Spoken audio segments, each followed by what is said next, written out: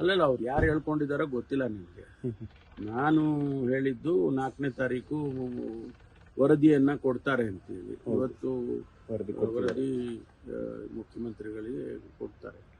ಅದಾದ ನಂತರ ಅದರಲ್ಲಿ ಏನು ರೆಕಮೆಂಡೇಶನ್ಸ್ ಬಂದಿರ್ತವೆ ಅದರ ಆಧಾರದ ಮೇಲೆ ಸರ್ಕಾರ ಕ್ರಮ ತಗೊಳ್ಳುತ್ತೆ.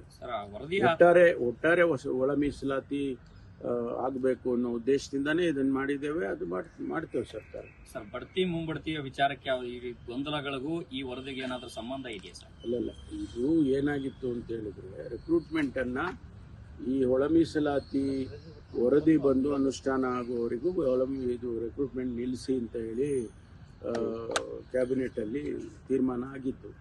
ಈಗ ಅದು ಸಬ್ಮಿಟ್ ಆದಮೇಲೆ ಅದಕ್ಕೆ ಅನುಷ್ಠಾನ ಮಾಡೋದಕ್ಕೆ ಪ್ರಾರಂಭ ಆದಮೇಲೆ ಅದರ ಚೌಕಟ್ಟಿನಲ್ಲಿ ಅಥವಾ ಆ ರೆಕಮೆಂಡೇಶನ್ಸ್ ಅನ್ನು ನೋಡಿಕೊಂಡು ರೆಕ್ರೂಟ್ಮೆಂಟ್ಸನ್ನು ಮತ್ತು ಪ್ರಮೋಷನ್ಸನ್ನು ಮಾಡ್ತಾರೆ.